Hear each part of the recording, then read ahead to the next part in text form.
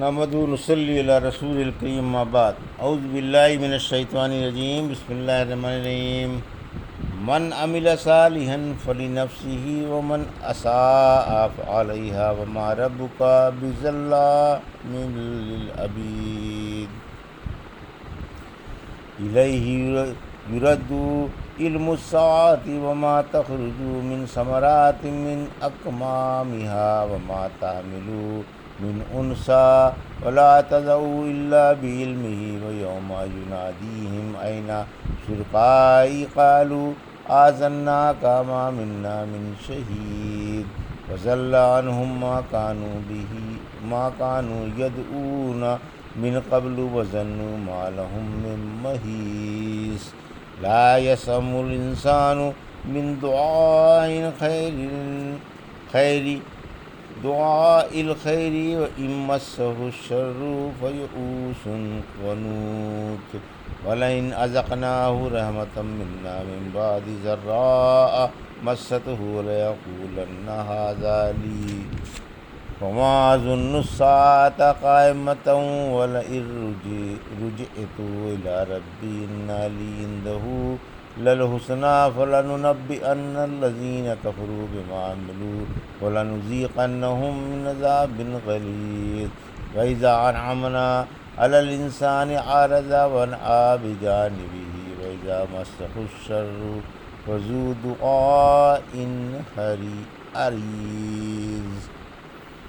ابھی آپ نے سورہ فصلت کی آیت 46 سے 51 کی تلاوت سماعت فرمائی۔ ان آیتوں کا ترجمہ اور تفسیر اس طرح ہے: من عمل صالحا فلنفسہ ومن اساء فعلیہا وما ربک بظلام للعبید۔ آیت 46 ترجمہ: جو شخص نیک عمل والا ہے وہ اپنے نفع کے لیے ہے، اور جو برے عمل والا ہے اس کا وبال اسی پر پڑے گا۔ آپ کا پروردگار لوگوں پر ظلم کرنے والا نہیں۔ یہ تھا ترجمہ سورہ فصلت کی آیت 46 کا تفسیر۔ نیکی بدی کا نفع و نقصان انسان ہی کو پہنچتا ہے، یعنی انسان کی نیکی بدی کا نفع و نقصان اسی کو پہنچتا ہے۔ اللہ کی یہ شان نہیں کہ وہ اپنے بندوں پر ظلم کرے۔ قصوروں ہی کی سزا ملتی ہے اور بلا قیام حجت کسی کو سزا نہیں دی جاتی۔ رسولوں کے آنے کے بعد بھی اگر کوئی گناہ پر قائم رہے تو سزا کا حقدار ہو جاتا ہے۔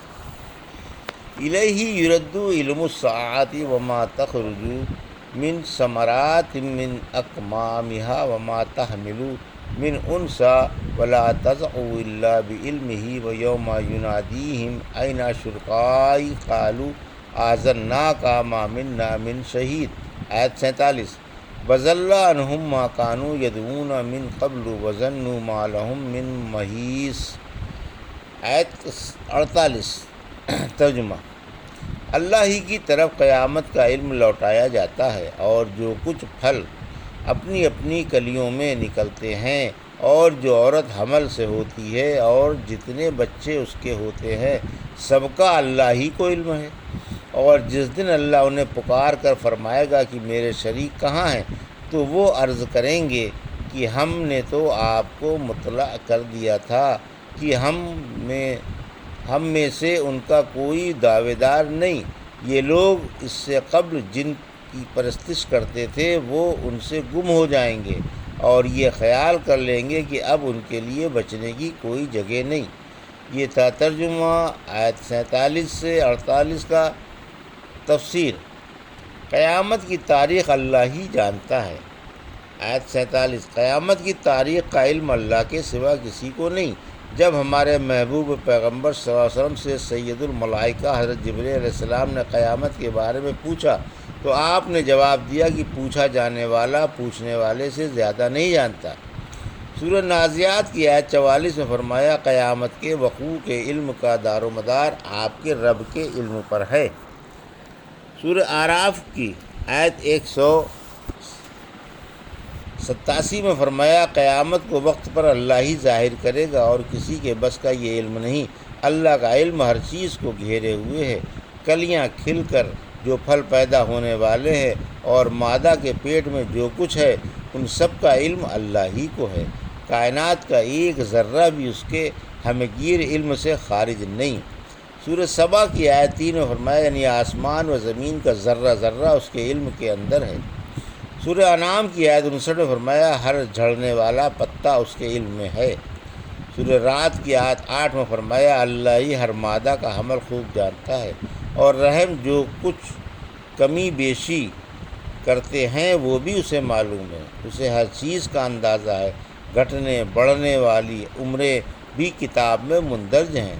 ہر سخت سے سخت کام اللہ کے لیے آسان ترین ہے۔ پھر قیامت کے دن منظر عام پر اللہ مشرکوں سے پوچھے گا کہ بتاؤ تمہارے وہ معبود کہاں ہیں جن کو تم عبادت میں میرے ساتھ شریک کیا کرتے تھے؟ وہ عرض کریں گے کہ بار الہ ہم تو تجھ سے عرض کر چکے کہ آج کے دن کوئی بھی اس بات کا اقرار نہ کرے گا کہ تیرا کوئی شریک بھی ہے۔ آیت 48 آج میدان محشر میں ان کے تمام جھوٹے معبود انہیں نظر نہ آئیں گے کہ انہیں کچھ فائدہ پہنچائیں، اور خود بھی انہیں اس بات کا یقین ہو جائے گا کہ آج اللہ کے عذاب سے نجات کی کوئی صورت نہیں۔ سورہ کہف کی آیت 53 میں فرمایا نافرمان جہنم دیکھ لیں گے اور انہیں یقین ہو جائے گا کہ اس میں یہی جھونکے جائیں گے اور اس سے نجات کی انہیں کوئی صورت نظر نہیں آئے گی۔ لا یسأم الانسان من دعاء الخیر وان مسہ الشر فیئوس قنوط۔ آیت 49 وَلَئِنْ أَذَقْنَاهُ رَحْمَةً مِنَّا مِنْ بَعْدِ ضَرَّاءَ مَسَّتْهُ لَيَقُولَنَّ هَٰذَا لِي وَمَا أَظُنُّ السَّاعَةَ قَائِمَةً وَلَئِن رُجِعْتُ إِلَىٰ رَبِّي إِنَّ لِي عِندَهُ لَلْحُسْنَىٰ فَلَنُنَبِّئَنَّ الَّذِينَ كَفَرُوا بِمَا عَمِلُوا وَلَنُذِيقَنَّهُم مِّنْ عَذَابٍ غَلِيظٍ۔ آیت 50 وَإِذَا أَنْعَمْنَا عَلَى الْإِنسَانِ أَعْرَضَ وَأَنْأَبَ بِجَانِبِهِ وَإِذَا مَسَّهُ الشَّرُّ فَذُو دُعَاءٍ عَرِيضٍ۔ آیت 51 ترجمہ انسان بھلائی طلب کرنے سے اکتاتا نہیں، اور اگر اسے کوئی برائی پہنچ جائے تو بڑا مایوس و نا امید ہو جاتا ہے، اور اگر ہم اس برائی کے بعد جو اسے پہنچ چکی ہے اپنی کسی رحمت کی لذت چکھائیں تو وہ بڑے شد و مد سے کہتا ہے کہ اس کا تو میں مستحق تھا ہی، اور مجھے قیامت کے آنے کا یقین نہیں، اور اگر میں اپنے رب کے پاس لوٹایا گیا بھی تو بلا شبہ اس کے پاس بھی میرے لیے بہتری ہوگی۔ یقین مانو ہم کافروں کو ان کے عملوں سے خبردار کریں گے اور انہیں بدترین عذاب کا مزہ چکھائیں گے، اور جب ہم انسان کو نعمت دیتے ہیں تو منہ پھیر لیتا ہے اور کروٹ بدل لیتا ہے، اور جب اسے برائی پہنچتی ہے تو لمبی چوڑی دعائیں مانگنے لگتا ہے۔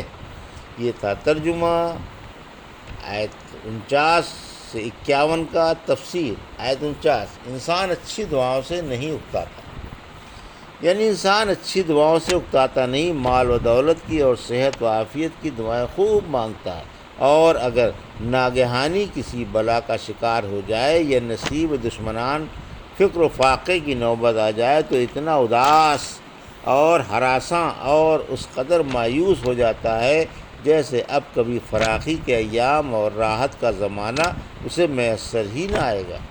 آیت 50 فراخی پر ہوشیاری کی تعریف۔ پھر غور کیجیے اگر کسی بلا یا فقیر و فاقے کے بعد فقر و فاقے کے بعد اسے فراخی کے ایام اور زندگانی کے آرام مل جائے تو پھولا نہیں سماتا اور اکڑ کر کہتا پھرتا ہے کہ میں انہیں خوشیوں اور فراخیوں کا حقدار تھا،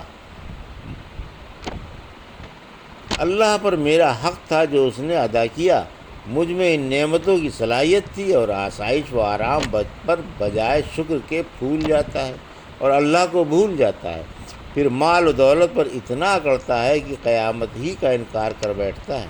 اس کے لیے دولت و ثروت اور راحت و وسعت کفر کا سبب بن جاتے ہیں۔ فرمایا سورہ علق کی آیت 6-7 میں انسان دولت و راحت سے سرفراز ہوتے ہی سر اٹھاتا ہے، پھر سرکشی پر ہی قناعت نہیں کرتا بلکہ اللہ سے اچھی امیدیں بھی رکھتا ہے۔ اس کی لن ترانی ملاحظہ ہو کہتا ہے کہ اگر بے فرض محال قیامت آئی بھی اور مجھے دوبارہ زندہ کیا بھی گیا تو جیسے آج عیش و عزت کی زندگی بسر کر رہا ہوں کل بھی مجھے یہی کامرانی و عزت نصیب ہوگی۔ قیامت کا انکار بھی ہے اور زندگی بعد الموت کا اقرار بھی۔ پھر ارمان یہ ہے کہ جو عیش یہاں حاصل ہے وہی وہاں بھی حاصل ہوگا۔ اللہ ان کو جن کے عقیدے اور عمل ایسے ہوں ڈرا کر فرماتا ہے کہ ان کا ایک ایک عمل ان کے سامنے رکھ دیا جائے گا اور انہیں سخت عذاب میں مبتلا کر دیا جائے گا۔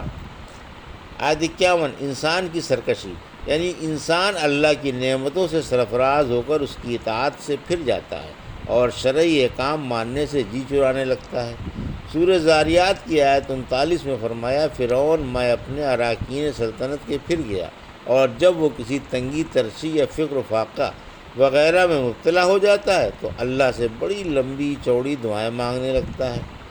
سورہ یونس کی آیت 12 میں فرمایا، جب انسان کسی مصیبت میں گر جاتا ہے تو لیٹ کر، بیٹھ کر اور کھڑے ہو کر ہر ممکن طریقے سے ہمارے سامنے گڑ گڑاتا ہے، اور جب ہم اس سے وہ مصیبت ہٹا دیتے ہیں تو ایسی بے پرواہی سے گزر جاتا ہے جیسے اس نے کبھی ہم سے کچھ مانگا ہی نہیں۔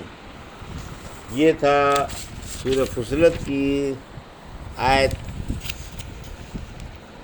46 سے 51 کا ترجمہ اور تفسیر جو بھی آپ نے سماعت فرمائی۔ بارک اللہ لی و لکم فی القرآن الحکیم و نفعنی وایاکم بآیات الذکر الحکیم۔